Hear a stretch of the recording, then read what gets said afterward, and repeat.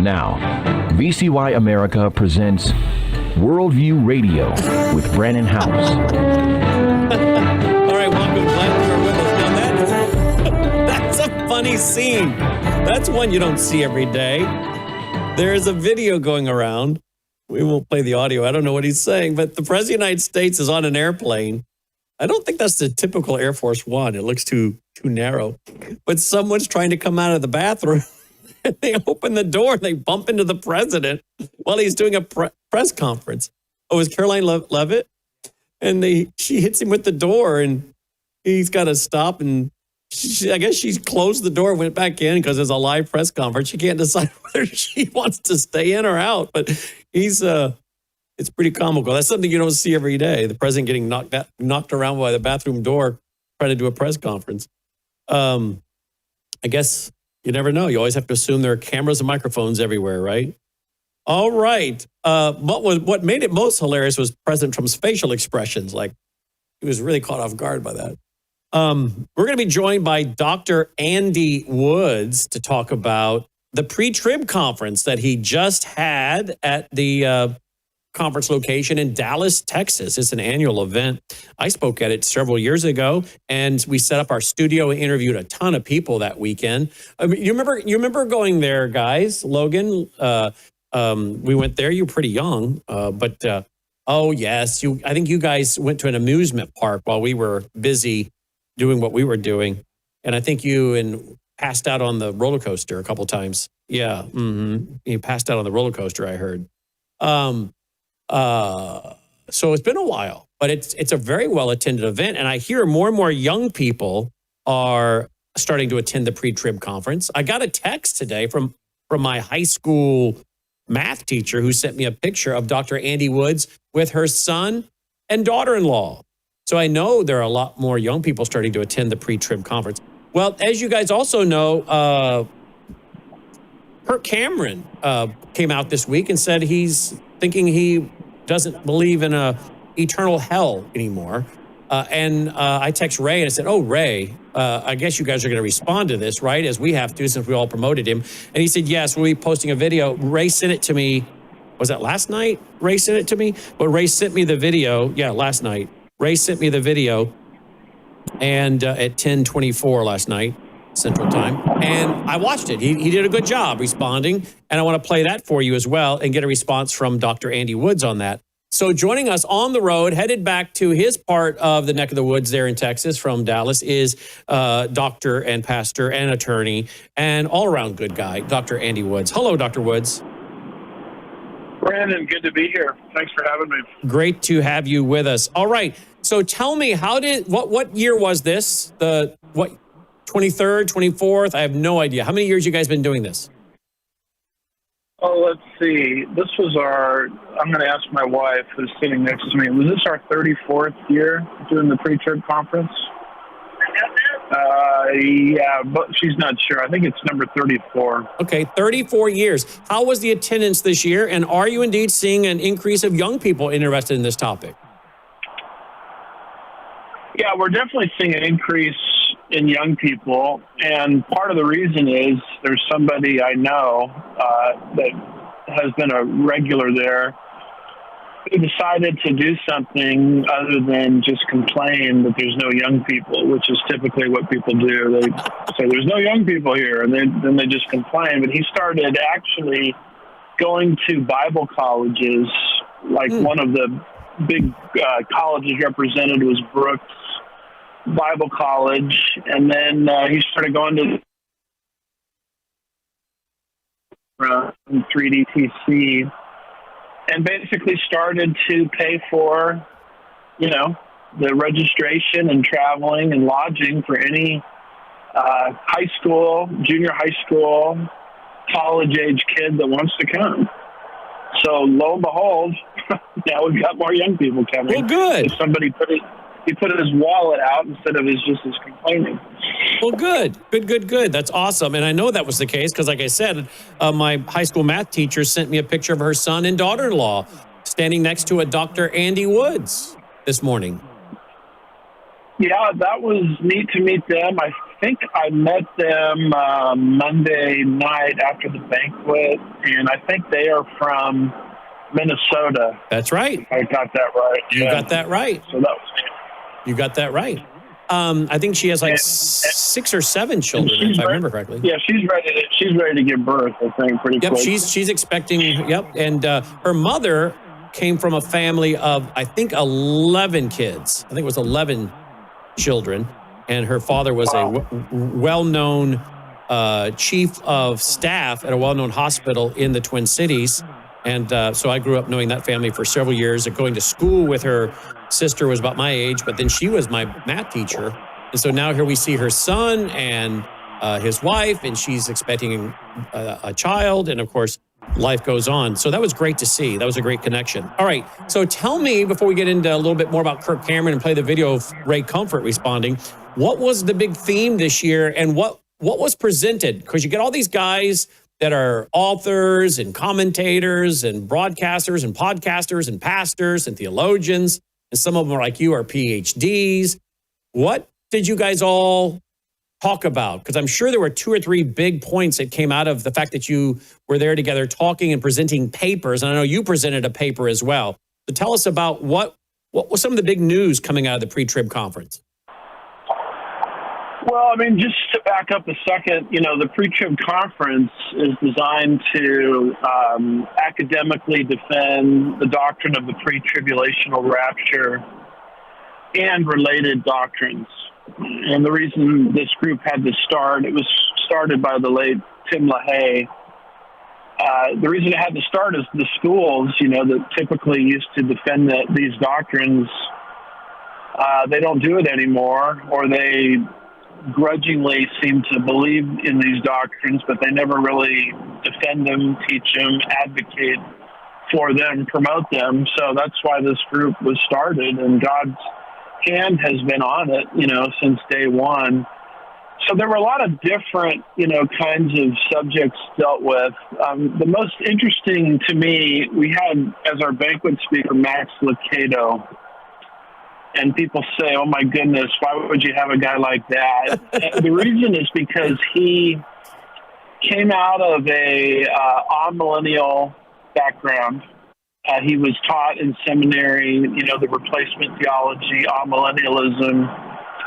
And he just said, I love my professors. I love my mentors. They gave me a lot. But as he started kind of going on through his ministry, there were things in the Bible that didn't make any sense to him. For example, what do you do with Isaiah 65, which talks about, when people die at the age of 100, you're going to be wondering, why did such a young man die? These types of passages. And it wasn't until he got into the writings of actual dispensationalists that he did a wholesale conversion. And he's no longer the Max Lucado in terms of his eschatology, that he used to be. And so listening to his testimony and how he moved from more of an allegorical method of interpretation in eschatology to, where we are in the Pre-Trib study group was fascinating. So that's one of the things that stood out. There were other wonderful presentations. One of them was by Wayne House, who defended really up the ante, let's put it that way, of the apostasia in 2 Thessalonians 2, verse 3. The apostasia comes first, the departure comes first. Showing exegetically, grammatically, showing from 20 examples in Greco-Roman literature that's actually a synonym for the rapture, which is the view that I've held and tried to defend in a more limited way, but he really, as a Greek scholar, fleshed that out. So all these people running around today in the pre-trib camp and outside the pre-trib camp saying, there's no basis for that view. Let's just put it this way. The ball is in their court, and they're going to have to return the volley if they're able to.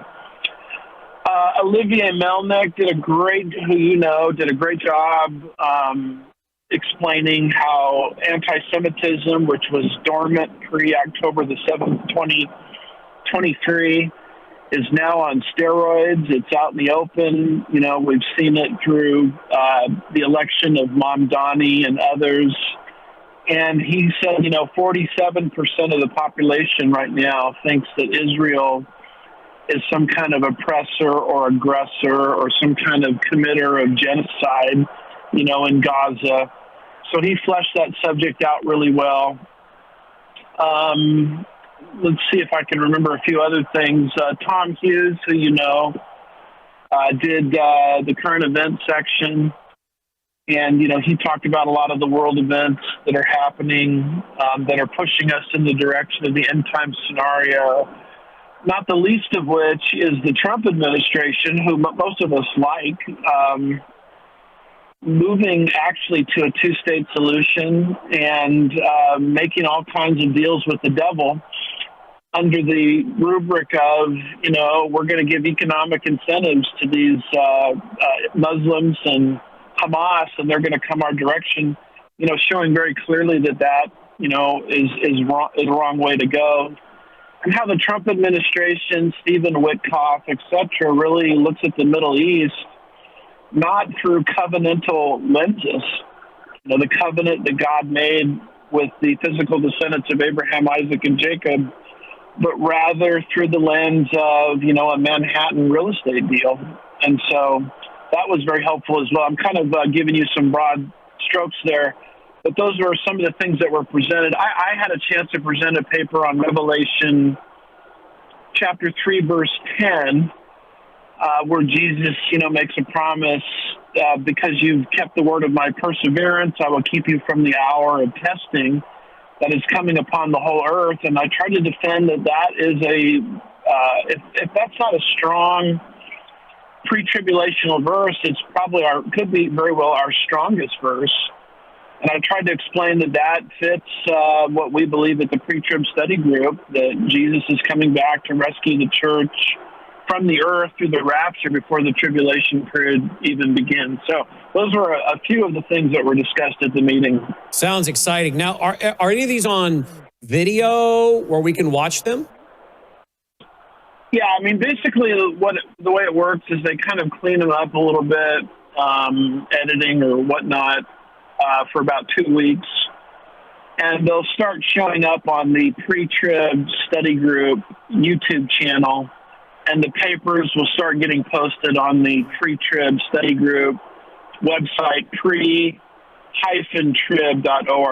and people should be able to get all of that content pretty quickly. Excellent. So your paper will be up there. I've already got a copy, but I look forward to other folks being able to get it. All right, we come back. I want to talk to you about what big trends did they talk about for 2025? Did they see any trends for 2026? Was the state of America talked about? They're concerned about the Trump administration. You've already kind of brought that up. Do they think that the Trump administration pushing this two-state deal is going to be perhaps bring God's judgment on America in any kind of way, dividing their land? I'm upset with you for that. We read that in the book of Joel. And did they have any predictions for 2026?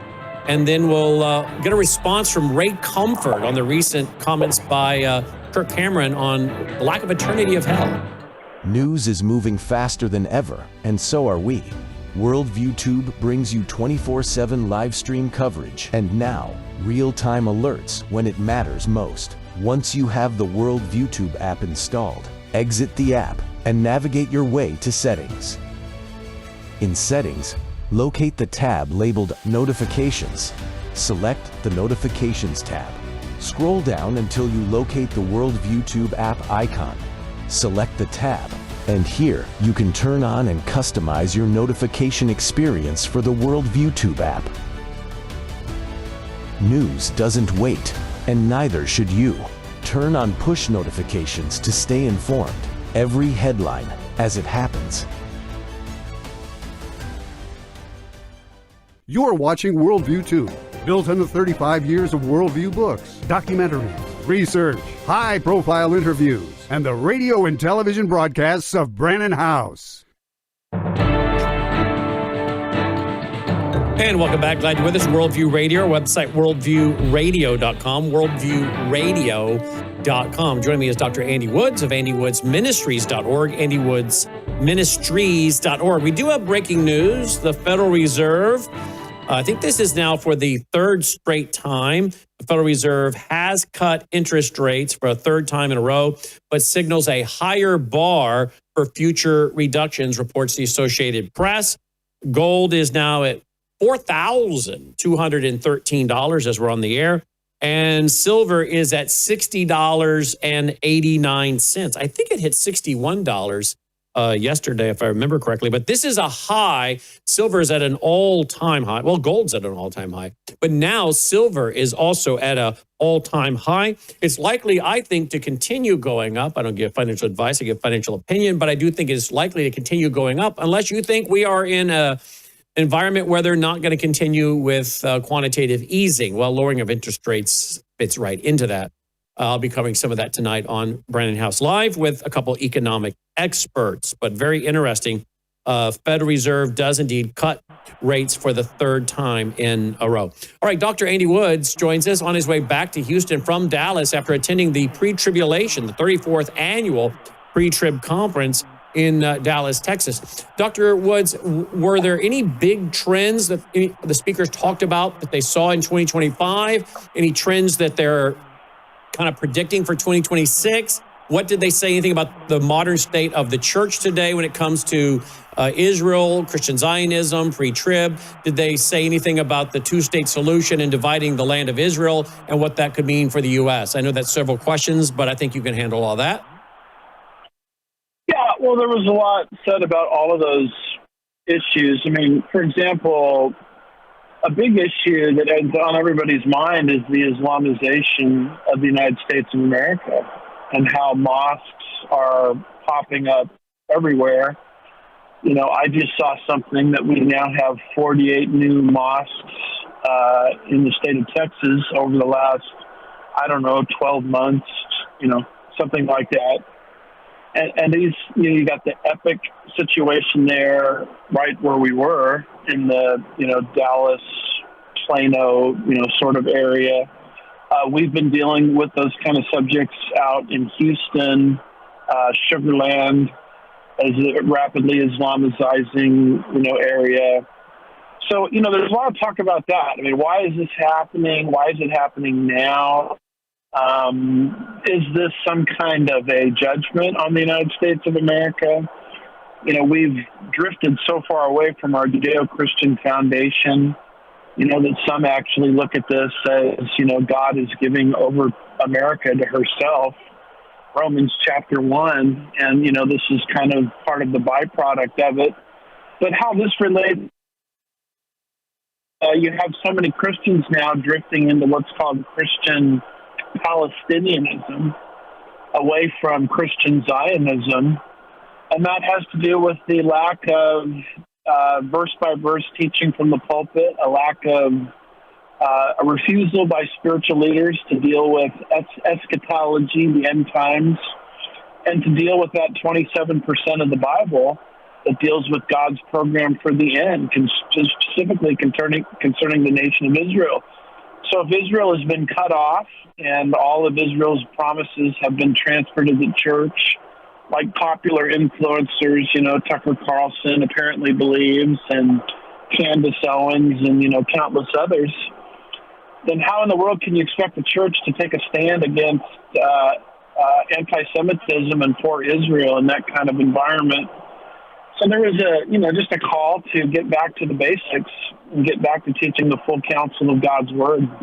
Now, were they overall encouraged by the Trump administration? I know you're not a political organization, but from a biblical perspective, were the attendees and the Bible teachers and pastors overall encouraged by the Trump administration, or were they expressing a lot of concern when it comes to either AI and data centers and central bank digital currencies? And his connections to Qatar, Saudi Arabia, all that's been reported in the press, whatnot. And then, of course, the two-state solution and the Gaza International Corps. Was there any one way or the other when it came to that? Well, most people are very encouraged by a lot of the things the Trump administration has done. The sealing of the border was huge, obviously. And, the things that he's trying to do now, related to, the issue there in Minnesota, Tim Walz, the SEALs, the Somali population. And by the way, just to interrupt there, while we're on the air right now, there's a lot of footage coming out of officers, agents. They are pepper spraying people in what is reported to be a heavy Minneapolis neighborhood, Somali heavy neighborhood, pepper spraying people, I guess, that are getting in their way and messing around, and that we got different video clips being put up online of raids apparently going after the Somalis. So this is actually happening right now in real time as you bring that up right now. Yeah. So, those kinds of things are good, but, on the other end of the stick, you have the whole, Trump administration seemingly now in bed with Qatar. Jared Kushner, who is economically apparently beholden to a lot of these Gulf states, brokering, the agreements over there. So there's a mindset that on this Red-Green Act. Go ahead. Yep. Back up right there. You said there's a mindset. What now? I'm sorry. Well, that they can kind of slow down this red-green access through economic incentives. And Islam doesn't work that way. You're not dealing with people that are dealing with you in good faith. They're allowed to lie under something called taqiyya. They don't have a mindset of peace with Israel or Israel's allies. They don't even have vocabulary for that. What they have is something called hudna, which is a truce at best, and it's only a limited truce. It's only supposed to last a maximum of 14 years. And so, when the Trump administration goes over there and deals with people like that, a hotel deal, there's some concern that they're really over their heads. They don't know exactly what they're doing. So the Trump administration has done some wonderful things, but you're dealing with people that look at this as a deal. They're not looking at it as covenant land. And so they very flippantly talk about, the U.S. is going to come in and take over Gaza, or some people say we're going to divide up the land of Israel and give the Christians their section, and all of these kind of silly statements that aren't analyzed through a covenantal biblical lens, but a art of the deal lens. So there's a lot of concern about the Trump administration, from that vantage point. Mm-hmm. All right, let's go to what Ray sent me last night about 10:24 Central.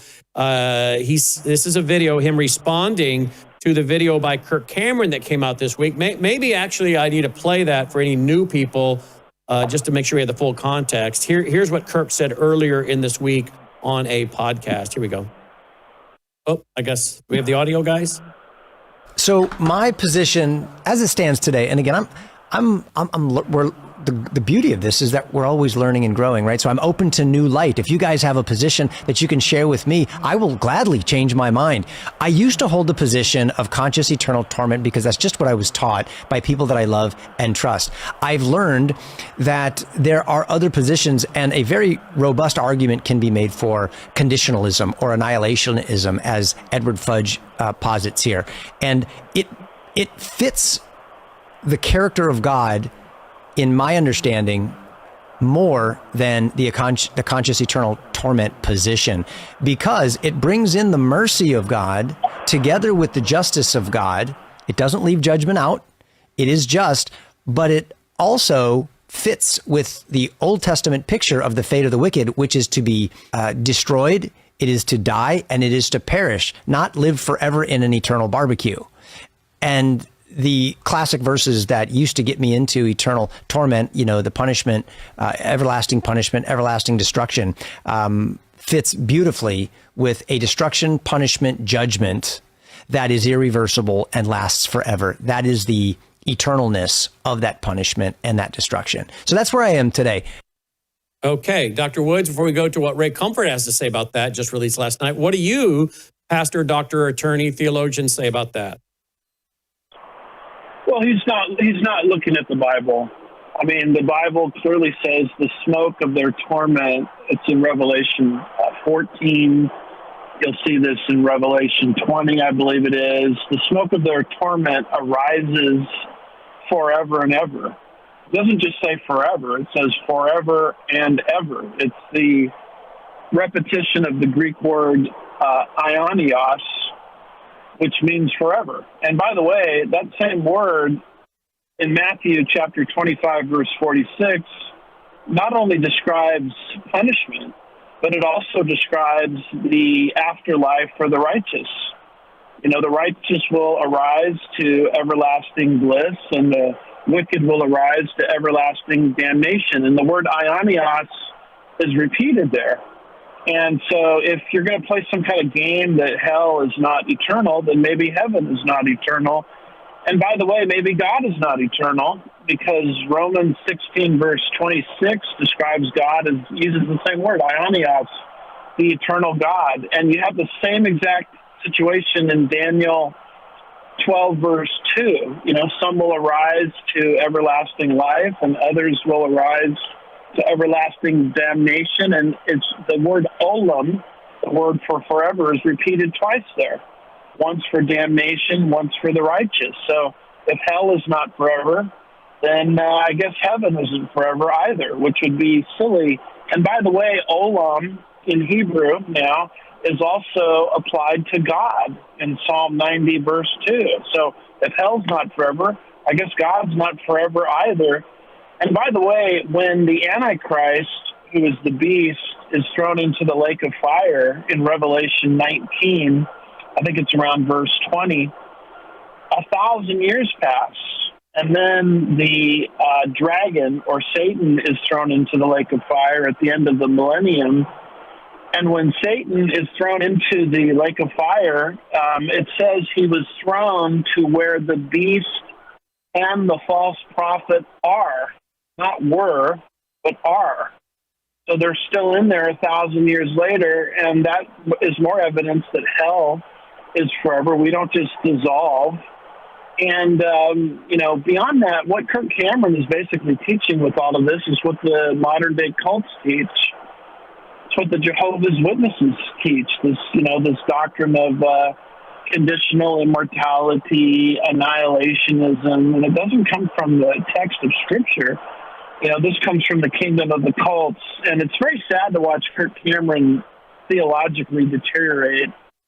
I mean, first he's, you know, denying the rapture, then he's moving into replacement theology, and then, you know, as time progresses, he doesn't believe in a future Antichrist. He thinks Nero is the Antichrist. So it's almost like a domino effect. Once you start messing around with some parts of the Bible, it's like you're given over to a spirit of delusion, and now he's messing around with the eternality of hell. And by the way, in the process, Kirk Cameron is destroying modern-day missions. There's no reason to go out and reach the lost if hell is not real, because after all, the wicked are just going to dissolve and disappear someday. Hold right there. So We'll be right back with Ray Comfort's response. Do you appreciate all the free programming we produce here at Worldview Tube? Well, if you do, we need your partnership now. If you're already supporting us, thank you. If you're not, would you please consider doing so? We have to have a big November and December end of the year giving. Please go here right now to this website, worldviewfoundation.com, worldviewfoundation.com. You can give through credit card. You can give through PayPal. You'll find our mailing address there if you prefer to support us through the mail. You'll also find our phone number. Simply use that phone number by leaving a voicemail for Melissa or texting her, and my wife will get back with you and help you make your contribution over the phone. We send out tax receipts with our EIN number, well, the first week of February of each year. We, again, have to have a very big November and December as we get ready for pushing out more Christian worldview programming for 2026. So thank you for going now to worldviewfoundation.com. That's worldviewfoundation.com.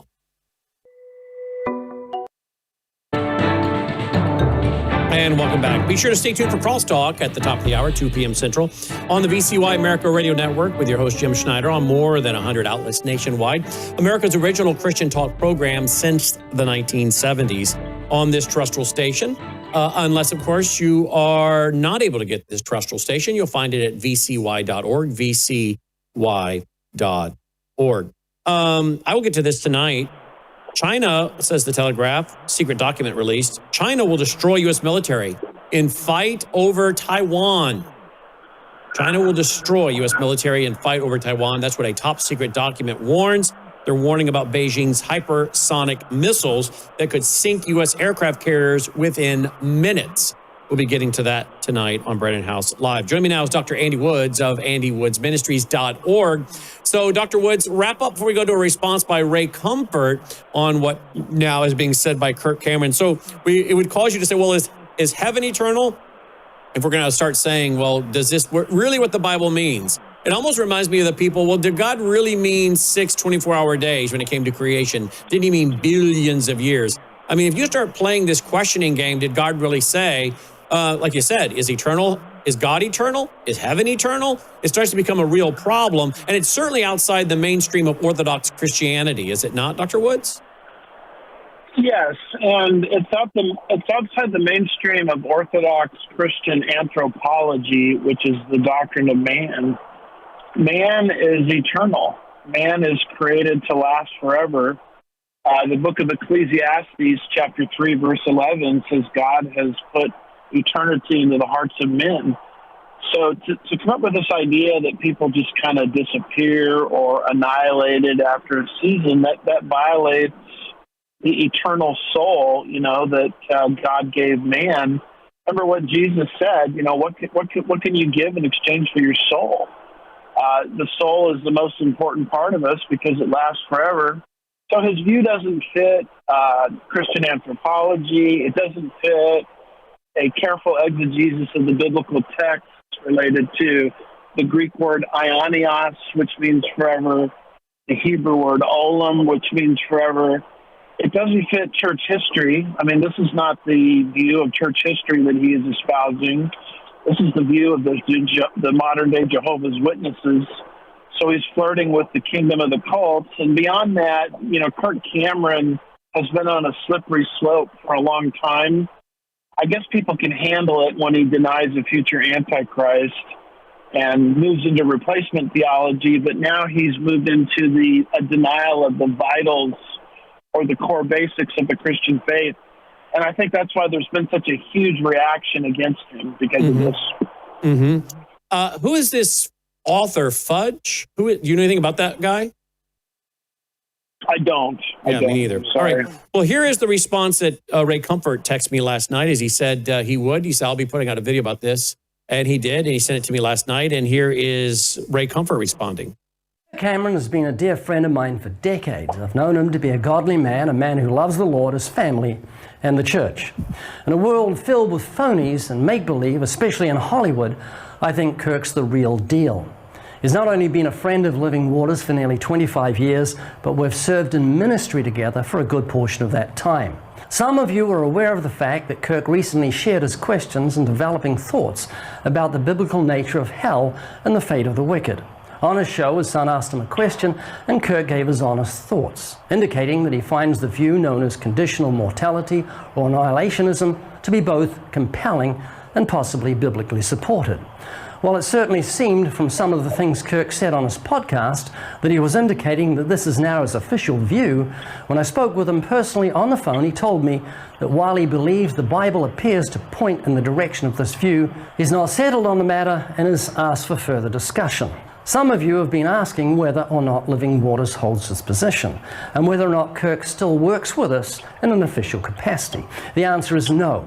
While we believe Kirk is sincere, we believe that conditional mortality and annihilationism are erroneous views, and that the Bible's clear teaching on hell is known as eternal conscious torment.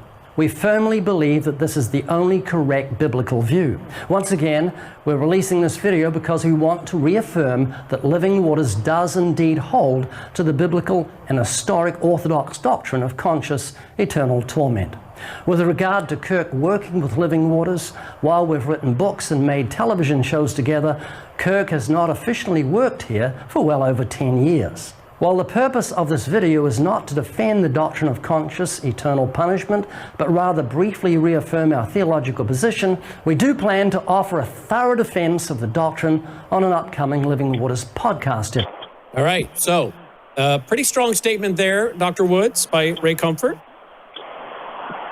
Yeah, I mean, if it wasn't for Kirk Cameron, probably most people would never ever have heard of Ray Comfort. I mean, it was Kirk Cameron that put Ray Comfort on the map. And so I think in that case, Ray is trying to, cover his own ministry, which I commend him for. And I commend him for publicly distancing himself from Kirk Cameron on this issue and, coming up with a rebuttal video. I am a little bothered, though, by his statement that, we're not sure where Kirk himself lands on this. He's just kind of opening up the discussion. Well, you know what? I don't do that with views that I disagree with. If I am against a view, I don't all of a sudden say, hey, let's discuss it and let's have a conversation about it. I think the reason Kirk Cameron wants to have all of a sudden what he calls a robust conversation about it is his core conviction is changing. He's moved away from the eternal conscience view into conditional mortality or annihilationism. 1-800-347-9829. Your thoughts, your comments, your questions, folks. 1-800-347-9829. 1-800-347-9829. I am a little, I don't know if I should say shocked, but it is concerning the number of people that will email us stating that they think that Kirk Cameron's right, that there's some kind of analysis between the Old Testament's folks who went to hell and maybe wondering if indeed hell is not eternal. I don't know. Some of these people doing this aren't providing any scripture references for us to go look at. That was one thing. People writing full emails on this, multiple paragraphs, but not one Bible verse. And I'm like, well, it's hard to go and study your position if you're not willing to provide scripture, Dr. Woods, right? Well, yeah, I mean, Kirk Cameron, he talks about his teachers. He talks about, the way it's been taught to him. But what you played me, and I haven't listened to everything Kirk Cameron has said on this subject, but what you played me is very short of biblical exegesis and exposition. I mean, I want to know what he's doing with Revelation 14. The smoke of their torment arises forever and ever. I don't know how you can rewrite that and make it mean something that it's not saying. I mean, I don't know what he's doing with Ionios and Olam, which are the same words used to describe God himself and our afterlife as believers. And those words are also, used to describe eternal retribution. I mean, I need some kind of explanation of that. Not a lot of talk about, my teachers and church history and all these other subjects. What's the number one thing people say to you when you're out at an event like the Pre-Trib Conference and they're coming up to you? What is the feedback you're getting that shows us what the average Christian today is looking for or the topics they're looking to have addressed? What kind of feedback do you get? Anything? Well, it's interesting. At your behest, actually, you might remember, I did a series for you on Calvinism. I called it Neo-Calvinism versus the Bible. And I think you probably have that in your vault or your archives. I do. We somewhere. do. Yep. And then I took that, I expanded it.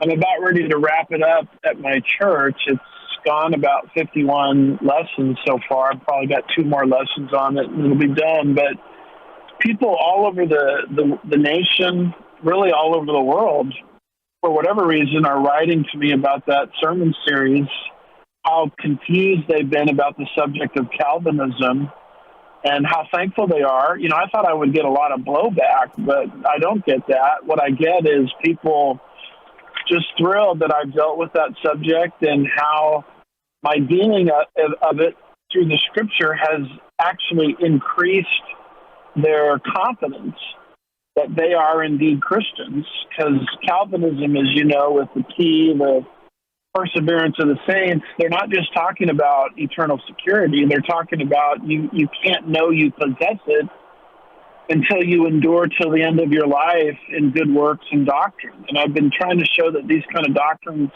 taught by Calvinism, Neo-Calvinism are wrong.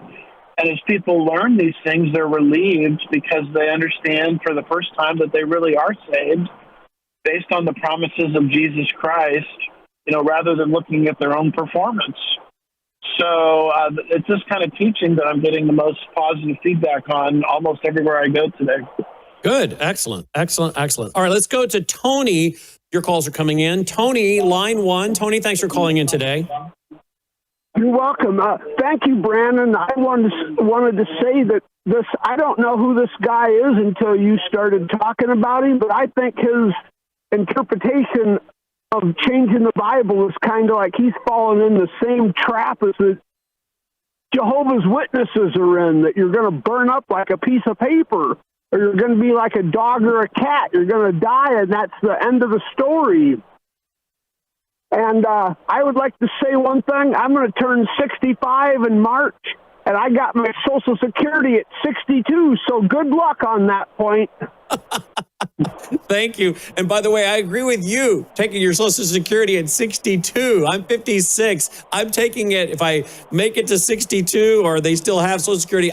If I can, I guess you have to check with your accountant. I don't know what all the requirements are anymore, but I would like to take it. By then they may have it where you have to, they take that away from you. But I like the fact you snuck that in there, and I agree with you. Thank you, Tony. Line 2, Brian. Thank you for calling in, Brian. Yeah, Brandon, I would like to ask maybe you and Pastor Andy, have you ever heard of a ministry called Amazing Facts by Pastor Doug Batchelor? Because he kind of espouses this annihilation. I'd love to see you three debate about this. Is that possible? Okay. His name is Doug Baxter? Yeah, Doug Batchelor. Amazing Facts Ministry. It's an international ministry. Doug Baxter. I'm looking it up. Yeah, I know Amazing Facts. All right, let's see. Baxter. All right, I'm looking it up right now. Go ahead, Dr. Woods. Do you know anything about him? I do. He's a very winsome and articulate guy. I've watched him on TV, but I believe he comes from a Seventh-day Adventist background. And it doesn't surprise me. I haven't studied him enough to hear him myself deny eternal retribution, but if that's true, that doesn't surprise me. He attacks over and over again the doctrine of the pre-tribulational rapture, the group that I was just meeting with to defend. And so he's very down on dispensationalism, pre-tribulationalism, etc. So on that basis alone, I really don't recommend his ministry to people. Let's go to Pastor Mark in Missouri when we come back, as well as work your calls or questions in here. 1-800-347-9829. Dr. Andy Woods on his way back to Houston area from Dallas after attending as one of the board members and speakers, the Pre-Trib Conference in Dallas. So we love to have your calls, your questions, your comments, really on anything, Christian, Bible prophecy. 1-800-347-9829. 1-800-347-9829. We'll go to Pastor Mark in Missouri as soon as we get back. All right. Again, we put all of our radio shows and TV shows at worldviewtube.com, worldviewtube.com. We'll be right back.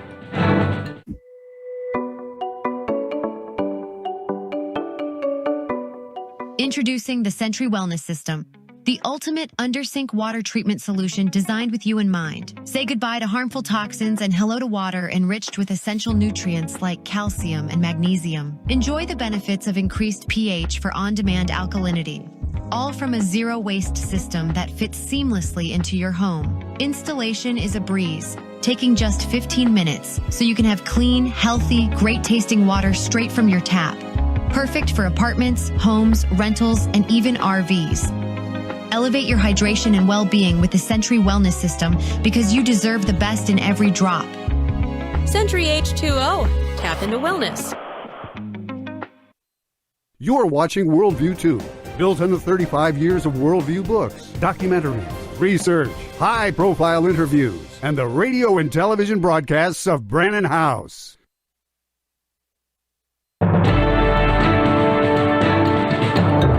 All right, let's go back to your calls, 1-800-347-9829. Let's go to Pastor Mark in Missouri. Pastor Mark, thanks for calling in. Yeah, God in the flesh, Jesus Christ, the Lord and Savior, told the story of torment in chapter 16. And the man Lazarus said, I'm in chains in these flames. And Abraham doesn't say, hold on for a minute there, pal. And in a while, soon you'll be annihilated and you'll not have to worry about anything. Abraham said that that's a fixed, unchanging chasm of eternal hell. And it's eternal. And if someone thinks that it's not eternal, then they're calling Christ a liar. I think that's a very good comment, Pastor. So what they're really attacking, Kirk wanted to talk about, he thought annihilationism is more fitting with the character of God. And you're making, I think, the great point that it's actually an attack on the character of God. Well, absolutely. Jesus didn't say, hey, for a short time, you all are going to have some tough times in the punishment part of Hades. It's a statement of this is the beginning of, and it's not even the lake of fire yet, but this is the beginning, and you are in conscious torment. And Abraham himself is saying that it's a fixed, unchanging chasm. It's an eternal hell. And the worst part comes later when they're thrown into the lake of fire, and they're very conscious of that for eternity. There's nothing that says this is a point where at one time you're suffering for a while, but then you're going to be annihilated, and it's just not even biblical. I wonder, Pastor Mark and Pastor Andy, what Kirk would do and others that hold to this view with the idea of with Satan being released at the end of he's being bound at the beginning of the millennium. 1,000 years later, he's released for a short period of time. There's that final war. God defeats Satan and all of those who choose to follow him at that point. And then Satan himself is cast into the lake of fire. And there's reference to the Antichrist and the false prophet still being in there 1,000 years later. Well, I wonder, after 1,000 years, should they not have been annihilated, Pastor Mark? Well, it's a place of torment. There's nothing that even depicts a hint that this is a time of annihilation. Mm-hmm. It is a fixed place where you cannot get out. You cannot get out once you're in. Scripture doesn't tell us you can get out. And the other point is that Jesus warned about Gehenna, the fiery burning trash heap, that was a picture of eternity in conscious torment. He spoke about that during his life. So this goes against the very fiber of the truth of Christ and the fact that there's nothing that says we're annihilated. Great call. Thank you, Pastor Mark. Thankful for pastors like Pastor Mark, Pastor Andy, and the other faithful shepherds out there. Andy, address that before we go to Roger real quick. The Bible makes it clear in Revelation that the Antichrist and the false prophet are there in the lake of fire and have been for 1,000 years when Satan is finally thrown in there. Wait a minute, shouldn't they have been annihilated after 1,000 years? And number two would be in regard to paying for our own sins. If you can be annihilated after a period of time, isn't that to imply that somehow our own suffering eventually washes away our sin debt, so therefore there's no more need for torment? Which, if that's the case at that point, why would you be annihilated? Why wouldn't you just get into heaven like purgatory? Address those two issues. Well, sin is an eternal offense against God. And once we went down that road as in Adam's race, Adam's fallen race, it demands an eternal consequence. So it's kind of this idea that we're going to take sin and kind of make it less than really what it is. I mean, sin is an eternal offense against a perfect and holy God, and it demands, by way of justice, eternal retribution. You make a good point also. Revelation 19:20, I think it is.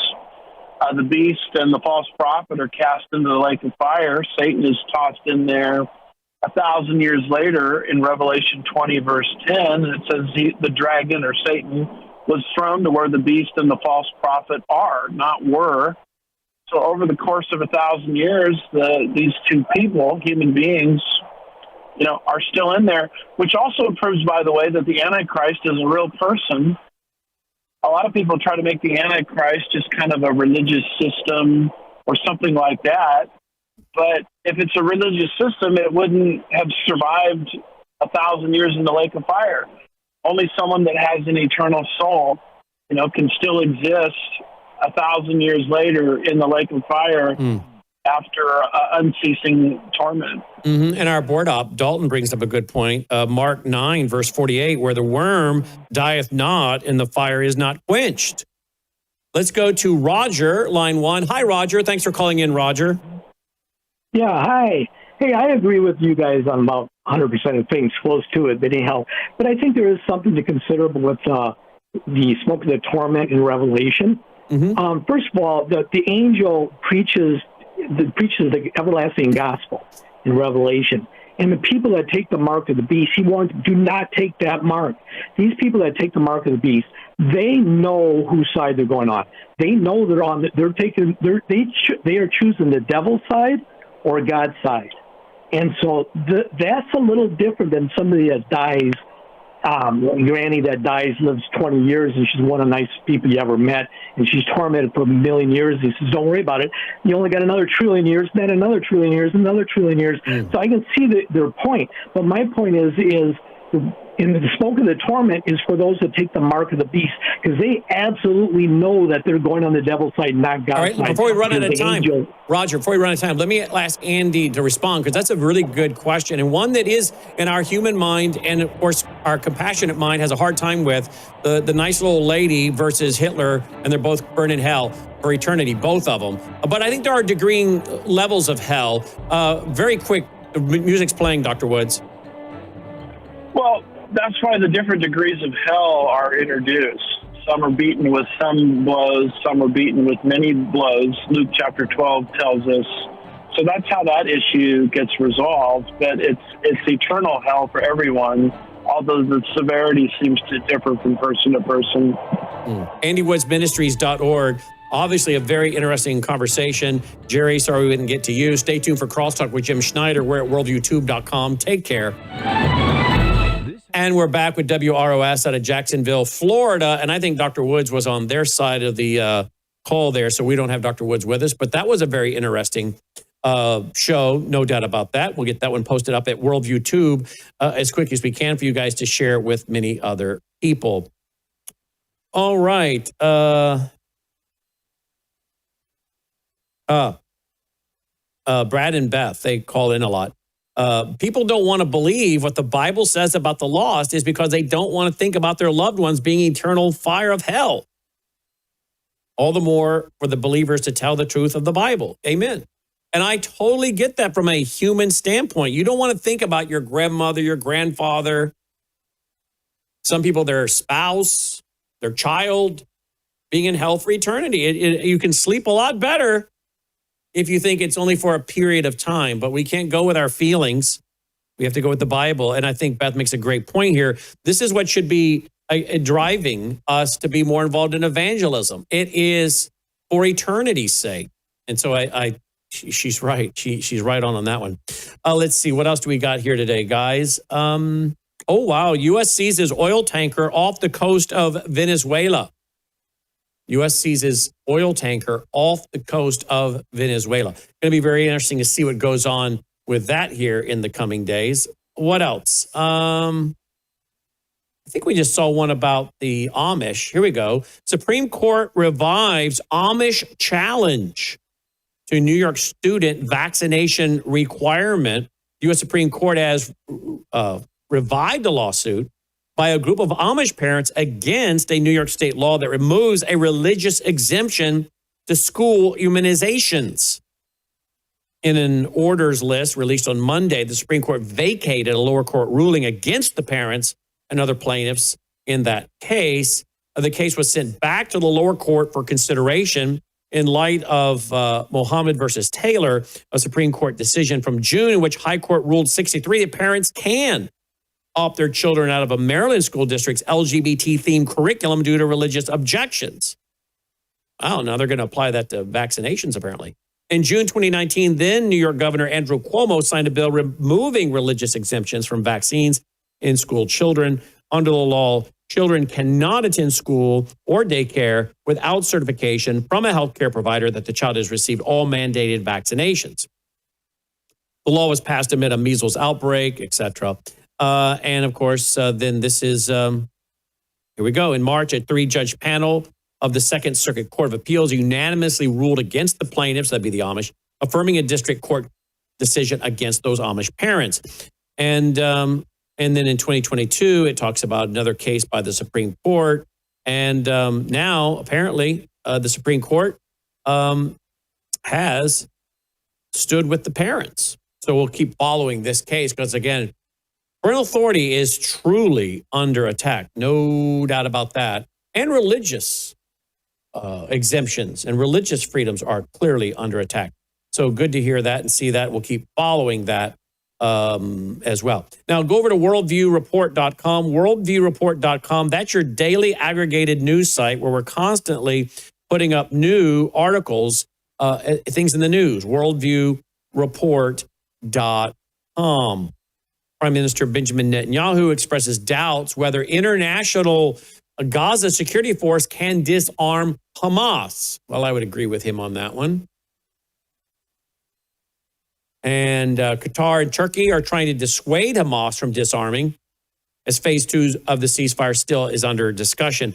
You mean the Qatar and Turkey that this country keeps trying to make nice with and go into deeper deals with? Yeah, not a good idea. WHO Gates unveils blueprint for global digital ID and AI-driven surveillance and lifelong tracking for everyone. There's an article there at our website linking back to Zero Hedge. This is not going away. Last night I did a whole, close to an hour, I would say, with attorney Tom Renz on digital IDs and how aggressive the Trump administration is. And Tom expressed his support for President Trump in many regards, but thinks he's really surrounded by bad actors and that President Trump doesn't fully understand the ramifications of what is happening and that he's being led down this path again, like he was with warp speed in his first term. But it is moving so quickly. A lot of these guys that are spending hours, like Tom Renz, like Joe Allen, studying this are saying to me on the air, off the air, that this thing is far more implemented. The whole digital great reset, this new system of control and domination is far more in place than the average American even understands. That is not going to take much more for this thing to be done, that they're likely going to meet their goal of 2030. And of course, here is an article right here, Digital Transformation and the Immunization Agenda 2030. There you go.